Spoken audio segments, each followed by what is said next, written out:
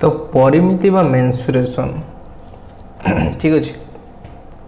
तो ये आम जहाँ स्टार्ट करवा ठीक अच्छे सब जाक वृत्तर बा वृत्तर परिमिति संबंधी ठीक अच्छे। प्रथम 5 कारण तुम SA1 ने वृत्त चैप्टर मेंसुरेशन पूरा संपूर्ण भाव आसो। तो प्रथम जाना एक्चुअली वृत्त कौन ठीक अच्छे। वृत्त कौन जदि आम गोटे पॉइंट रू ठीक अच्छे गोटे पॉइंट रू तार निर्दिष्ट समदूरवर्ती बिंदु मानकर समाहार सेट को नवा ताल ताकू वृत्त कहवा।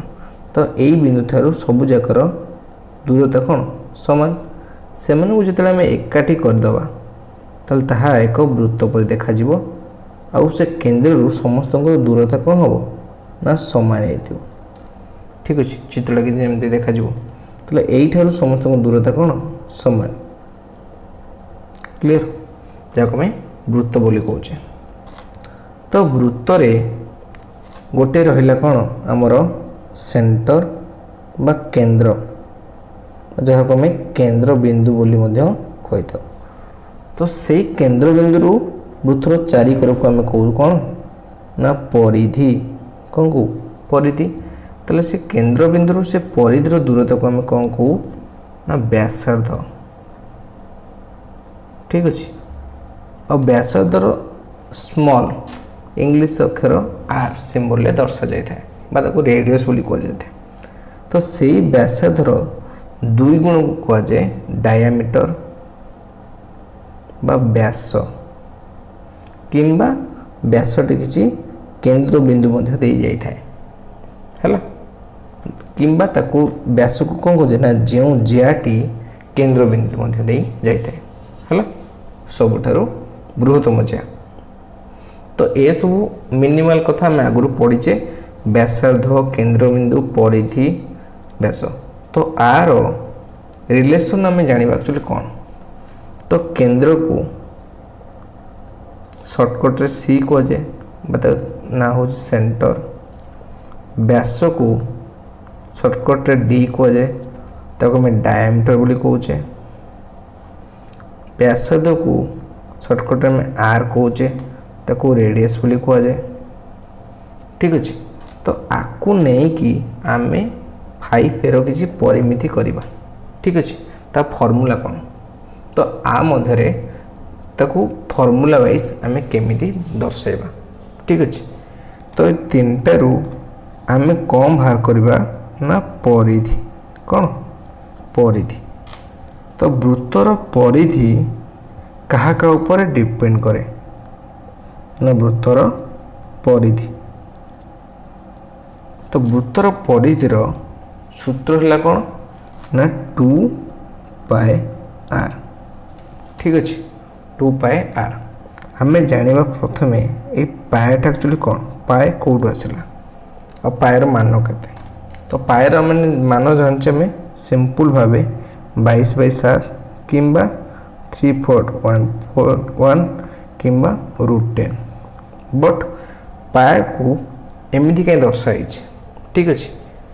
तो गणितज्ञ मैंने पाएर मान केमती निर्णय करते ना गणितज्ञ मैंने पाएर मूल्य को निर्णय करते केते ना वृत्तर परिधि डिवाइडेड बाय व्यासर दैर्घ्य इज इक्वल टू पाए। वृत्तर परिधि डिवाइडेड बाय व्यासर दैर्घ्य ठीक अच्छे।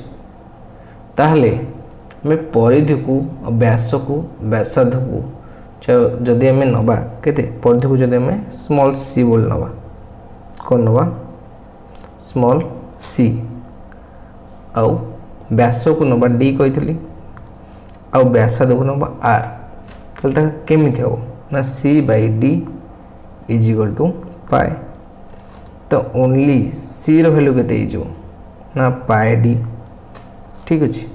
मु कही व्यासार्ध होची बा व्यासार्धर 2 गुण होची केते व्यास। ताले इंग्लिश रे लिखिबा short format 2r is equal to d ता माने c is equal to 2πr ठीक अच्छे। तो परिधिर फॉर्मूला ये आसला ना के 2πr आर। तो आपको नहीं कि आमे विभिन्न प्रकार सॉल्यूशन बाहर करवा बा प्रॉब्लम जहाँ भी थो तार सॉल्यूशन बाहर करवा। तो एग्जांपल 1 कौन देछि ना गोटे वृत्तर व्यासार्ध देछि केते ना 21 सेमी ता माने r इज इक्वल टू 21 सेमी। ठीक अछि यार परिधि निर्णय करबा यार हमें परिधि निर्णय करबा। तो परिधि is equal to 2 pi r। तो 2 इंटू पाई र वैल्यू दे दीछि केते ना 22/7 इंटू r केते 21। तो कटा कटी गले केते भारिबो ना 132। ठीक है आंसर भाला 132 cm। से भाई आम जदि एग्जांपल 2 करवा एग्जांपल 2 रे कौन देछि ना गोटे शगड़ चक। तो शगड़ चकर अरर दैर्घ्य ये जो अर थाए ता दैर्घ्य दे दीछि केते ना 91 सेमी बा 91 सेमी। ताले रास्ता अतिक्रम करिया पई चकड़ी 45 थर घुरिले यह केते रास्ता अतिक्रम करिवो। ताले एबडे रास्ता एई शगड़ चकड़ी ता ऊपर घुरिवो ताले केते थर रोटेशन कले बा 45 थर यदि से रोटेशन करे ताले रास्ताटे केते अतिक्रम करिवो। ता माने जो 45 थर घुरिथिवो ताले चकड़ी पुनर्बार 45 थर घुरुथिवो। ते जेति पुनर्बार घुरिवो ताले से सेति रास्ता अतिक्रम करथिवो। ता माने जदि हमर आर परिधि बाहर करिवा आउ 45 से गुणिबा ताहले आम जानि परिबा जे रास्ताटे केते अतिक्रम करिछि। तमने सिंपल भाबे हमें फास्ट 2 पाई r बाहर करबा कारण ये अर दैर्घ्य माने एठी रेडियस देछि व्यासार्ध। तो 2 गुणन 22/7 गुणन 91 हैला। तो एठी केते हबो ना 13 आ आकु जदी गुणिबा ताले आंसर आसीबो केते ना 572 सेमी। ता माने परिधि हमर होची 572 सेमी। तो जदि चकटी थरे घुरे एक थर घूरिले से जाऊँगी 572 सेमी। ताले 45 थर जदि घूरे से ताले केते बाट जीवो ना 45 गुणन 572 सेमी इज इक्वल टू 25,740 सेमी किंबा आकु लिखि परिबा 257 मीटर 40 सेमी हैला। क्लियर। तो आम डिस्कशन करवा नेक्स्ट क्लास रे 5 एर 1 नंबर। ठीक अच्छे आउ जहाँ भी ए परिधि रिलेटेड थी।